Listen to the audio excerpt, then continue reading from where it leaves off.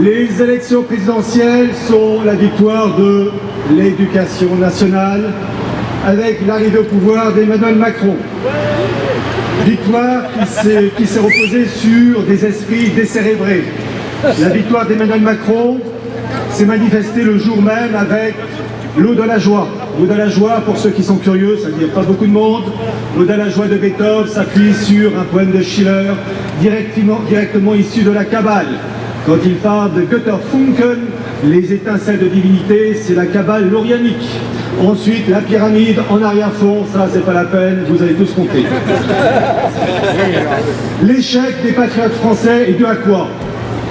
À une nullité, due à une méconnaissance complète du fait qu'on ne peut pas gagner tant qu'on continue à s'appuyer sur les principes de 1789, qui sont des principes mondialistes. Et tant qu'on continuera à s'appuyer sur ces principes-là, les patriotes français pourront toujours faire des balades à Paris avec des drapeaux, crier Christus Vinci, Christus in Regnat. Ça sera un échec permanent, car il faut d'abord détruire la racine. Principe de 89. Principe de 89, c'est l'anti-France, c'est la gouvernance mondiale. Et d'ailleurs, pour ceux qui sont curieux, lisez le livre d'un révolutionnaire, Anarkadis Klotz, La République universelle, le livre entièrement scanné sur le site Gallica, qui l'a fait, moi je l'ai fait. Et je vais vous lire quelques phrases qui résument toute la situation. Que 89, c'est pas une comment dire, la finalité, mais une étape vers la gouvernance mondiale. Je cite Anarkadis Klotz.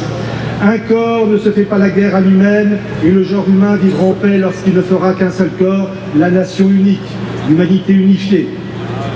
Les hommes se rangeront sous l'oriflamme du genre humain en s'écriant avec transport « une nation, une assemblée, un prince ». Mépris aux raisonneurs pervers ou stupides qui oseraient encore nier la possibilité de l'établissement universel des droits de l'homme. Au reste, le peuple fera justice lui-même de l'absurde catholicisme. Mais j'avais oublié que 89, c'est d'abord l'esprit anticatholique. L'Église romaine est un édifice bâti sur l'infaillibilité. On ne saurait en ôter une seule pierre sans que toute la fabrique ne s'écroule. Déjà, la plupart des hommes libres se refusent à courber la tête en vils esclaves dans un confessionnal. Or, sans la confession, point de communion. Il est oiseux d'entendre la messe lorsqu'on renonce à l'absolution du sacerdoce. C'est sur les débris de tous les trônes que nous bâtirons l'édifice de la République universelle. Aujourd'hui, on dit gouvernance mondiale. Tant que la plupart des Français assisteront aux sorcelleries de la messe, tant qu'ils croiront que 3 font 1, la fameuse trinité, et que la partie est plus grande que le tout, et qu'un corps existe en plusieurs lieux à la fois, et qu'un homme efface les péchés d'un homme, il sera difficile de les guérir de la duperie du fantôme royal. La France, j'ai bien une phrase, la royauté est une espèce de traîtrise non moins absurde que tout autre sacerdoce. Il résume parfaitement, il dit qu'en fait, les rois de France, qui étaient des prêtres, des lieutenants du Christ, c'est la même fonction dans le domaine temporel, en liaison avec les prêtres ordonnés par un évêque ou un cardinal. La France libre se lèvera un jour pour jeter un cri moins absurde que tout autre sacerdoce. Point de roi, point de prêtre. La France n'ayant plus ni province, ni généralité, ni seigneur, ni vassaux, ni bourgeois, ni paysans, ni ville, ni village, ça c'est du communisme. La France nivelée en paisible commune est devenue une cité paternelle, la cité de Philadelphie. Ça, c'est le terme ésotérique pour dire gouvernance mondiale. Et il dit ceci: l'unité nationale et souveraine sera exprimée par un seul mot, Philadelphie. Toutes les villes et les cours disparaîtront à l'aspect imposant et consolant de Philadelphie. Et là, vous avez l'appel à la mise en place de blocs continentaux. Je le cite: l'Europe et l'Afrique et l'Asie et l'Amérique se donneront la main dans la cité vaste et heureuse de Philadelphie. J'ai démontré géographiquement, politiquement, physiquement, moralement que la Commune de Paris sera le point de réunion, le fanal central de la communauté universelle. Bon, là, il s'est trompé, c'était plutôt Jérusalem pour Jacques Attali. Bien comprendre que nos mots viennent de là. Et tant qu'on n'aura pas réglé ce problème, et tant que les partis FN, ancienne version, nouvelle version, n'en parlons pas de la nouvelle, eh bien, il n'y a pas de renouveau possible.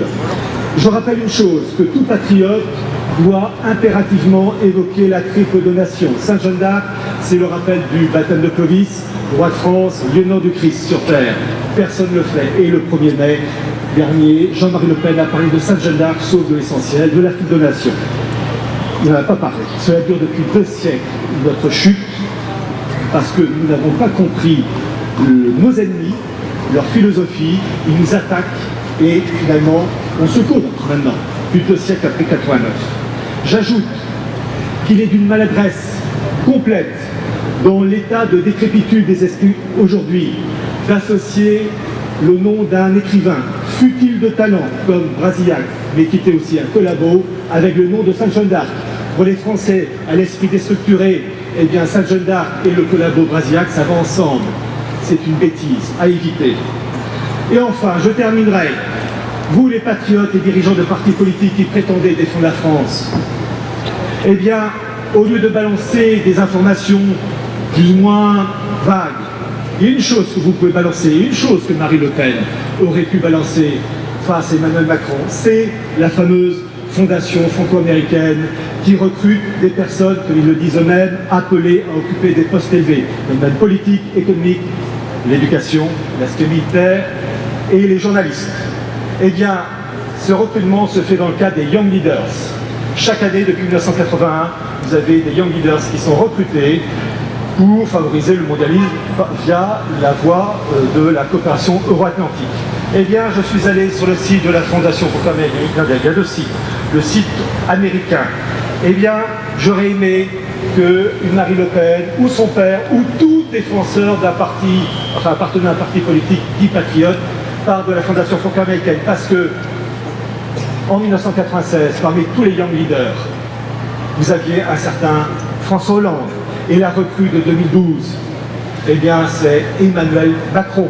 Quelle continuité! Imaginez cette information balancée devant 15-16 millions de téléspectateurs.